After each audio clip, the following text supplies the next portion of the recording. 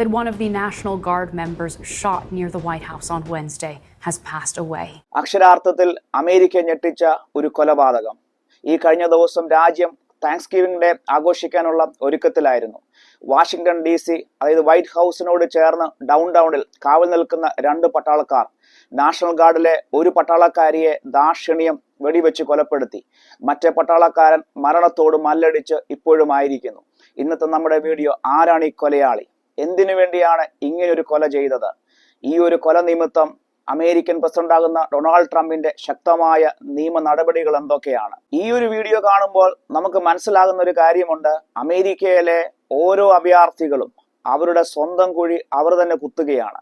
ഈ കഴിഞ്ഞ കുറച്ച് ദിവസങ്ങളായി അഭയാർത്ഥികളായി വന്ന ലക്ഷക്കണക്കിന് ആൾക്കാർ അവർ തന്നെ രാജ്യവിരോധമായി പ്രവർത്തിക്കുന്ന പല കാര്യങ്ങൾ കാരണം ഇപ്പോൾ രാജ്യത്തിന്റെ പ്രസിഡന്റ് തന്നെ അവർക്കെതിരെ ശക്തമായ ഭാഷയിൽ തിരിഞ്ഞിരിക്കുകയാണ്.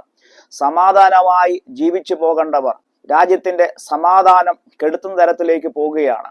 ഇപ്പോൾ രാജ്യം ഒരു നല്ല താങ്ക്സ്ഗിവിംഗ് ഡേ ആഘോഷിക്കാനുള്ള ഒരുക്കത്തിൽ അദ്ദേഹത്തെ പേഴ്സണലി അറിയാവുന്ന പല ആൾക്കാരും ചോദിക്കുന്ന ഒരു ചോദ്യം, എന്തിനു വേണ്ടിയാണ് ഇങ്ങനെ ഒരു പ്രവൃത്തി ചെയ്യാൻ അദ്ദേഹത്തെ പ്രേരിപ്പിച്ചത്? ആരാണ് ഈ റഹ്മാൻ ഉള്ള ലഗൻവാൾ എന്ന് പറയുന്നത്? മുൻ അമേരിക്കൻ പ്രസിഡന്റ് ജോ ബൈഡന്റെ സമയത്ത് 2021 കാലഘട്ടത്തിൽ അഫ്ഗാനിസ്ഥാനും താലിബാനും തമ്മിലുള്ള ആ ഒരു യുദ്ധം നടക്കുമ്പോൾ ആയിരക്കണക്കിന് അഭയാർത്ഥികളെ അമേരിക്ക രാജ്യത്തേക്ക് കൊണ്ടുവരികയുണ്ടായി. അതിൽ ഒരു വ്യക്തിയായി കടന്നു വന്ന 29 വയസ്സുള്ള അഫ്ഗാൻ സ്വദേശിയാണ് റഹ്മാൻ ഉള്ള എന്ന് പറയുന്ന ഈ ചെറുപ്പക്കാരൻ. ഇനിയും അദ്ദേഹം ആരായിരുന്നു? അദ്ദേഹം ചില്ലറക്കാരനൊന്നുമല്ല. CIA ഉൾപ്പെടെ അമേരിക്കൻ ഗവൺമെന്റിനോട്, അമേരിക്കൻ പട്ടാളത്തോട് ചേർന്ന് നിന്ന് താലിബാന്റെ രഹസ്യങ്ങൾ അമേരിക്കയ്ക്ക് ചോർത്തി കൊടുക്കുന്ന അമേരിക്കയുടെ ഒരു ചാരനായിരുന്നു ഈ പറയുന്ന റഹ്മാൻ ഉള്ള എന്ന് പറയുന്ന ചെറുപ്പക്കാരൻ. പിന്നെ എന്തിനാണ് അദ്ദേഹം ഇങ്ങനെ ഒരു പ്രവൃത്തി ചെയ്തത് എന്ന് ചോദിച്ചാൽ NIA ഉൾപ്പെടെയുള്ള ആളുകളുടെ ഉത്തരം, ഈ കഴിഞ്ഞ കുറച്ച് നാളുകളായി അദ്ദേഹം വളരെ മാനസിക സമ്മർദ്ദത്തിലായിരുന്നു.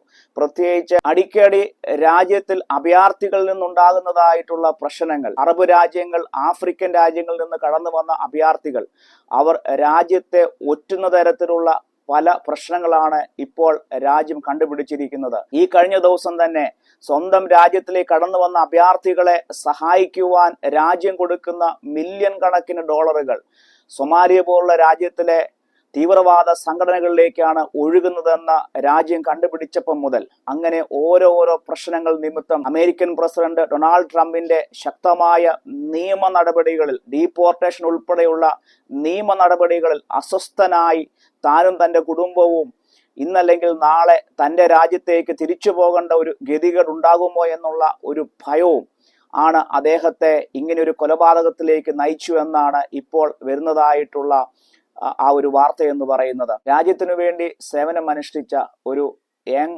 ലേഡി സോൾജറാണ് രാജ്യത്തിന് നഷ്ടമായത്. വെറും 20 വയസ്സ് മാത്രമുള്ള സാറ ബെക്സ്ട്രോം എന്ന് പറയുന്ന ആ പട്ടാളക്കാരിക്ക്, അവരുടെ മാതാപിതാക്കൾക്ക് ആ പെൺകുട്ടി നഷ്ടമായിരിക്കുകയാണ്. നല്ലൊരു മിലിറ്ററി ഓഫീസർ രാജ്യത്തിന് നഷ്ടമായിരിക്കുകയാണ്. അതുമാത്രമല്ല, ആൻഡ്രൂ വോൾഫ് എന്ന് പറയുന്ന ആ ചെറുപ്പക്കാരൻ ഇപ്പോൾ മരണത്തോട് മല്ലടിച്ച് ഹോസ്പിറ്റലായിരിക്കുന്നു. എന്തായാലും ഈ ഒരു സംഭവത്തോടുകൂടെ രാജ്യത്തിന്റെ പ്രസിഡന്റ് ആകുന്ന ഡൊണാൾഡ് ട്രംപ് വളരെയധികം ക്ഷുഭിതനാണ്. അദ്ദേഹം എടുത്തതായ ഒരു തീരുമാനം എന്ന് പറയുന്നത് അറബ്, ആഫ്രിക്കൻ രാജ്യങ്ങൾ ഉൾപ്പെടെ ഏതാണ്ട് 19 അധികം രാജ്യങ്ങളിൽ നിന്ന് ഉള്ള ഇമിഗ്രേഷൻ പ്രോസസ്സുകൾ നിർത്തലാക്കുകയാണ്.